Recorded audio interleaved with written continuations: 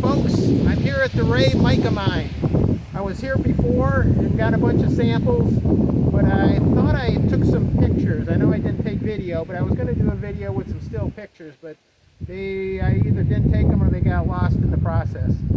But anyways, we're in the Mount Mitchell area here in North Carolina, and there's a bunch of mines in the area. And the last time we stopped out here, I had a bunch of maps with different mines.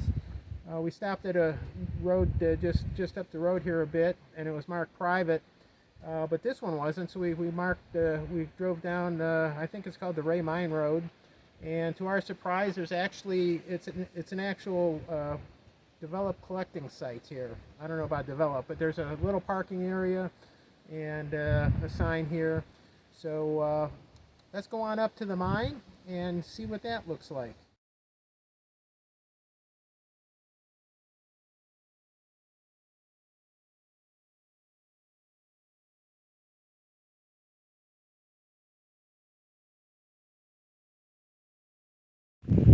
Alright, this is the trail from the parking area, and it's not too far to where some of the quartz and mica deposits are. Alright, I think this goes down to the creek. Alright, here's the creek actually. You can see a lot of, at least I can, I don't know if the camera's picking up a lot of fine mica here in the area.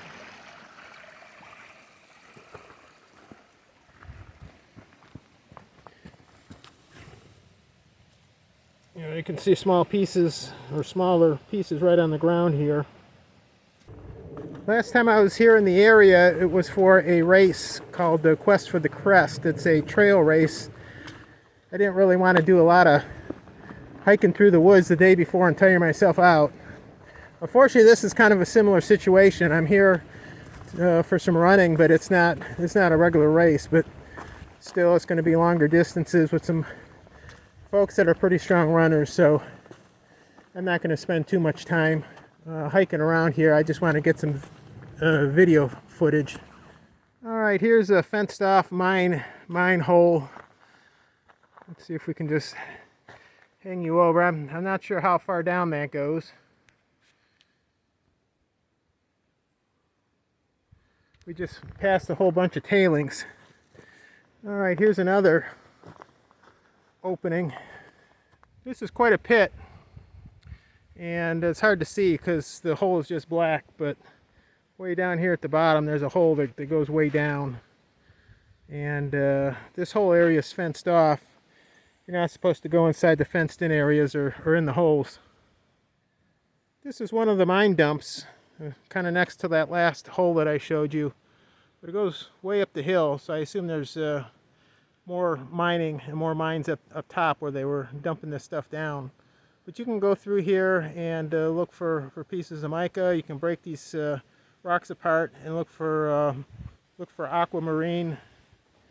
Actually, here you can see where somebody was busting apart one of the rocks, which I'm going to start doing here in a minute.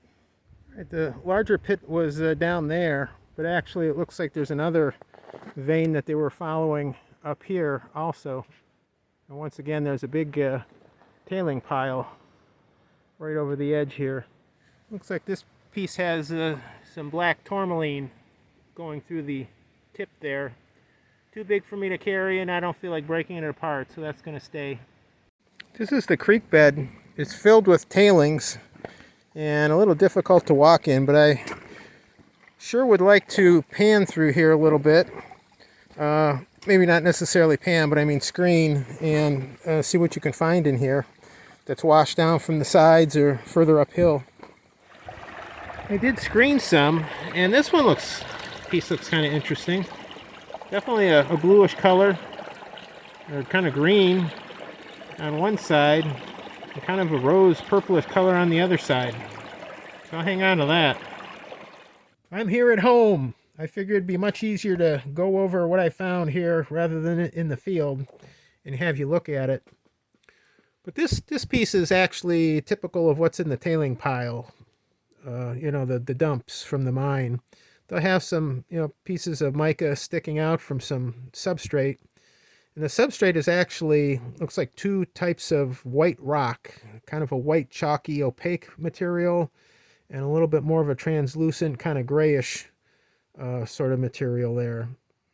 And here are some pieces of the kind of the white chalky material, and it kind of has the fracture pattern and looks to me like a type of feldspar, so that's what I'm assuming it is.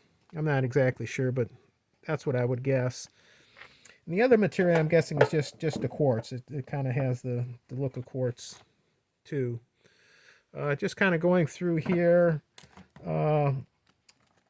Nothing really too much out of the ordinary. A lot of pieces with different mica running through it. There's some pieces here of some kind of darker, blacker, speckly material. This piece has some kind of interesting pinkish, rosy sort of splotches on it. So I don't know what that is, but that's kind of neat.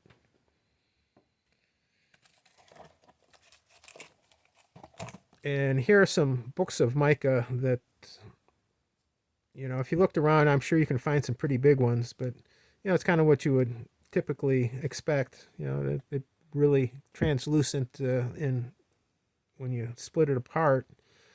This is probably the biggest piece that I found. And that's about it for that. And here's some smaller stuff that I probably got panning or sifting through the creek, which I found to be pretty enjoyable. I wish I had more time to do that. Once again, some, looks like the feldspar, some different black materials, some reddish, looks like maybe some iron contamination into either the quartz or the feldspar to give it that red color. Some of the interesting things, this is that piece I think I showed you in the field, kind of pinkish on one side and kind of greenish white on the other. Here's another piece with the rose kind of splotches on it. The two most interesting ones were this one and this one. Hopefully we have enough light and everything's focusing, but it has both of the substrates. It looks like the feldspar and the quartz on one side, and it looks like sprays of tourmaline here, and they go linearly in a bunch of different directions, but this seems to emanate from one spot. It looks like it shoots this way, this way, this way, and down this way. These are in a different direction. So I think that's pretty cool. That's got some nice crystalline sprays to it. And like I said, you can clearly see the two different types of base rock. So I think that I'm really glad to have found that one. And probably the best piece is one that my wife found. And fortunately, she's not a collector, so she gives me anything that she finds. But I think this is a piece of aquamarine. It's actually quite translucent. I don't know if you can see that. Kind of gemmy.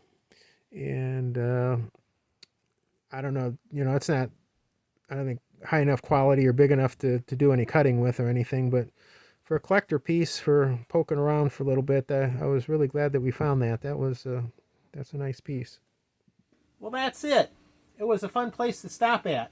I'm not sure if I would make a special trip out there from here, but it was fun to poke around, and I found a few interesting things, that's for sure. The only caveat I have to give you is that I was out there before the hurricane that hit North Carolina with all the flooding and devastation, and that was kind of the epicenter for a lot of the damage. I'm not sure what the situation is like now, so you might want to do a little bit of homework into that if you're planning on going out there. Well, thank you for watching the video, and hope you found it interesting, and happy rock hunting!